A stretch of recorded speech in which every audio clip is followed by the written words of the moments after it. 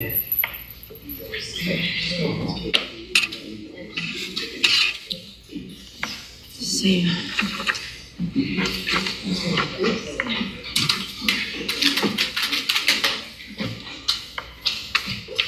All right, so you're Bryce Thomas, and Mr.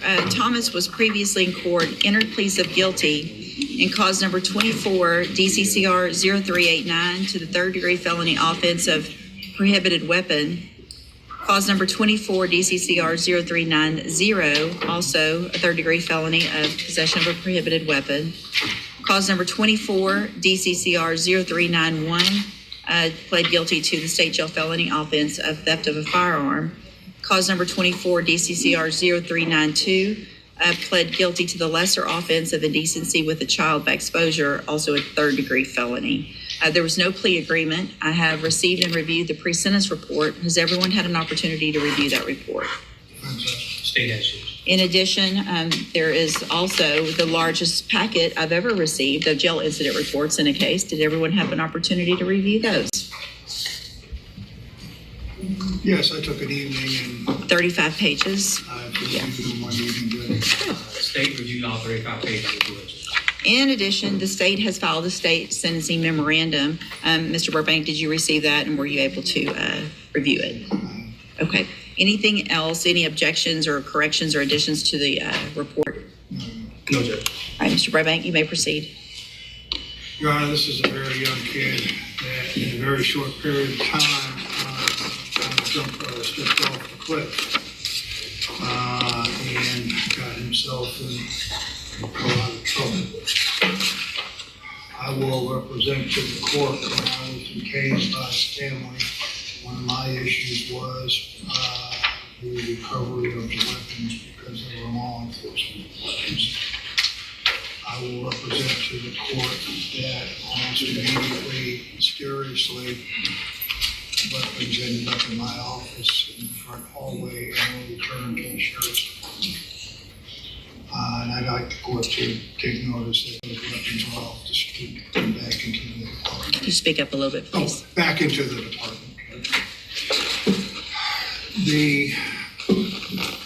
We go open because I do not have a recommendation. You can place him on probation for a period of 10 years and see what he does. These are third-degree felonies that you can do. At the very end, state jail does the theft of the firearm. You could put him in a state jail for a period of time and put him on probation for the other one.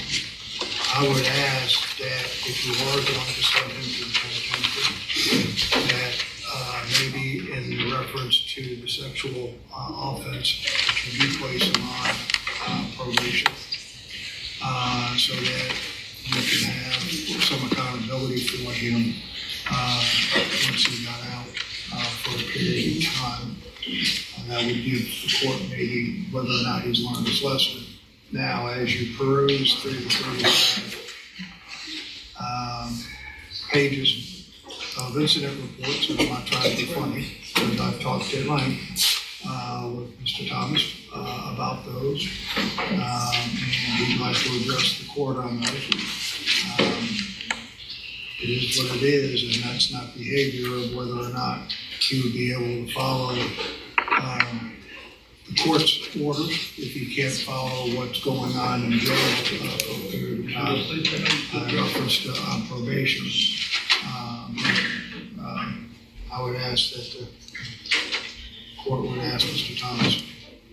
Yeah, go ahead. You have something to say? You don't have to say. I could just say I'm just young, dumb, just being in jail at a young age and not really knowing what.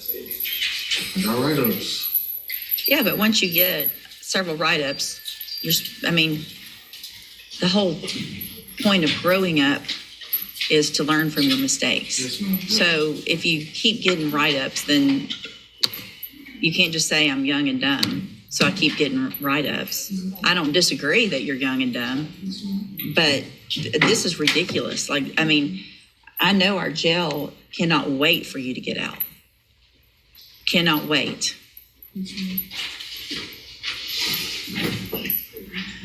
It's wild when you think about it. 35 pages of jail incident reports. Judges don't just ignore that stuff. They look at it as a preview of what probation would be like. If someone can't follow the rules inside jail, how are they supposed to follow them once they're back out in the real world? The defense tries to frame this as a young person making bad... These weapons from a police car goes to show what exactly the nature of this defendant is and what we're dealing with here. And even more than that, Judge, it appears from the underlying facts that the defendant may be implicated in a series of other car burglaries. We've got a Glock switch that converted one of those weapons into a fully automatic weapon. He was conspiring with another juvenile, a 16-year-old, to steal the weapons, which a photograph is attached to my sentencing memorandum if you've seen it. This was nothing less than an arsenal that these kids amassed, Judge. I shudder to think what could have become of these weapons if they would end up in the hands of other criminals, if they could have been used against law enforcement. Your Honor, long gone are the days where there's a low caliber Saturday night special that these kids use, in some type of a crime. They are loaded for bear with fully automatic weapons. I'd ask the court to make an example out of this defendant. He benefits from not having a criminal history to speak of, but Your Honor, this is beyond the pale. I'd ask you to send him, do two things, a split sentence in this case. Sentence him to prison for what he's done, and then following that, a consecutive probation period so that we can continue to monitor him and supervise him after he's released from prison. Thank you, Your Honor. So I wanted to make sure, Mr. Coleman, I've done this type of sentencing that you're asking for on some different cases. I think the probation period, if I sentence him to probation today, I don't know that I can make that consecutive. So I think I believe you can, Judge, and if you need to recess this proceeding, I can get you case law in pretty short order. I think you can. Because when would it start? It will start after he finishes his period of incarceration. Okay. So whatever I give him, if I do at prison, and then I say it's consecutive with a probation, and does it matter if it's a straight or a... Okay. I don't believe so either, Judge. But again, I'm happy to get you some case. No, I appreciate the idea. Again, we've done it sometimes.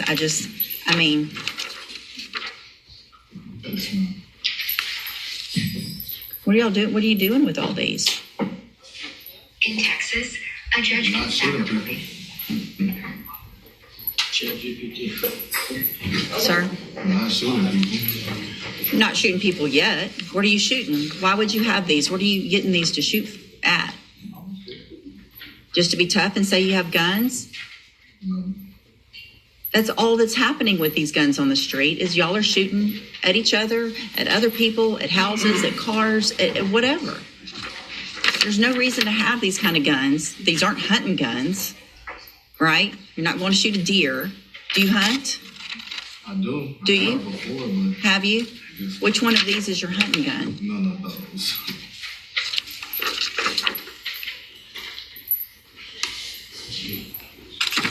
You thought you were pretty bad breaking into a cop's car, didn't you? That is some nerve. I mean, seriously, you're the second person I've had in 11 years that has had the nerve to do that.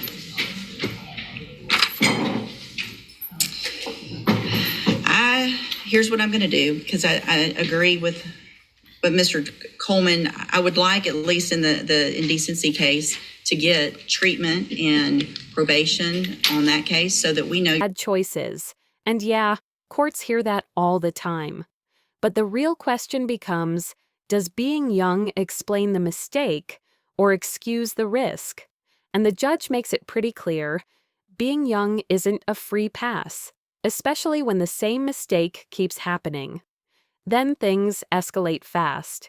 A Glock switch can turn a handgun into a fully automatic weapon, and that's heavily restricted. Sentence you to 5 years. I don't think that's enough. I'm going to sentence you in that case to 7 years in the institutional division of the Texas Department of Corrections. You'll receive credit on that sentence for any time you've been in custody. And part of the reason I made it lengthier is because you have been in custody so long, and a 5-year sentence really isn't going to amount to much. Cause number 24, DCCR 0390, also finds sufficient evidence to find you guilty, and at this time finds you guilty of possession of a prohibited weapon. Sentence you to a term of 7 years in the Institutional Division of the Texas Department of Corrections. You will also receive credit on that sentence for any time that you've been in custody that the law gives you the right to receive. In cause number 24, DCCR 0391, finds sufficient evidence to find you guilty, and at this time finds you guilty of the state jail felony offense of theft of a firearm. Sentence you to a term of 2 years in the state jail prison. You will receive credit on that sentence for any time that you've been in custody that the law gives you the right to receive.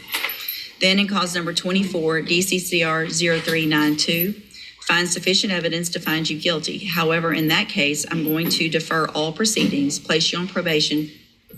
No, that's the third. I'm going to find you guilty of that offense, sentence you to a term of 10 years in the Institutional Division, but I'm going to suspend that and place you on probation for 10 years. Can I address the court on that? Mm-hmm. With the deferred, though, with the registration, it would, if he did comply after he got out, that he may have a chance instead of a conviction. He's already got 3 convictions. I The fourth. understand that, but a sexual kind of. May I respond, Judge? That is a reduced plea to a reduced charge. I agree. Want to ask. Can I give a straight on indecency though? Hold on. I think it has to be deferred. Hold on.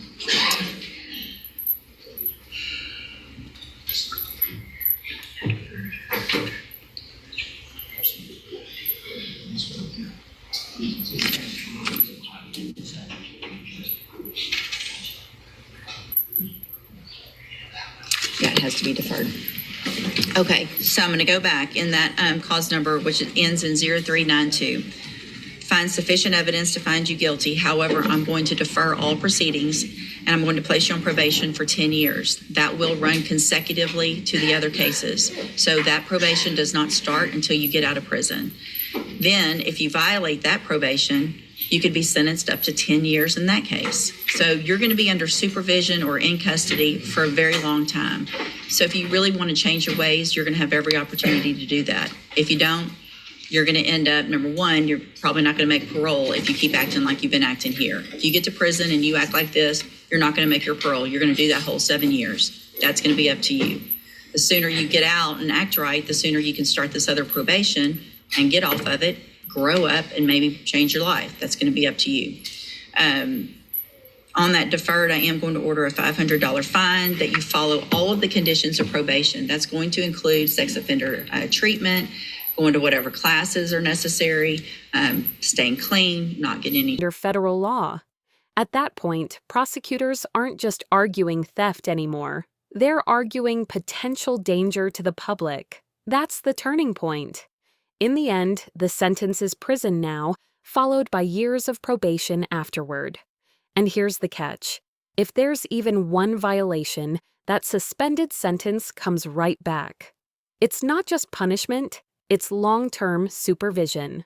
So what do you think? Is this a second chance, or is it the final warning? Plea bargain, and there wasn't a plea bargain. So I'm going to hand you the trial court certification in all of your cases. This shows that these were not a plea agreement. It was a plea agreement, Judge, because there's there was an unauthorized use that we agreed would be dismissed. And also the lesser offense in that. So there was consideration taken. So there was an agreement, at least for those reductions. Okay. So you have waived your right to appeal. In these cases, I'm going to hand you those certifications. I'm also handing you a written admonishment regarding your ineligibility to possess a firearm or ammunition. Because of the judgments entered against you, you're ineligible under Texas law to possess a firearm or ammunition. Possession of a firearm or ammunition could lead to charges against you. Firearm is a legal term, and you should read that written admonishment I provide you to see what devices qualify as a firearm. If you have questions about the laws that make you ineligible to possess a firearm or ammunition or about how long that lasts, you can talk with Mr. Burbank.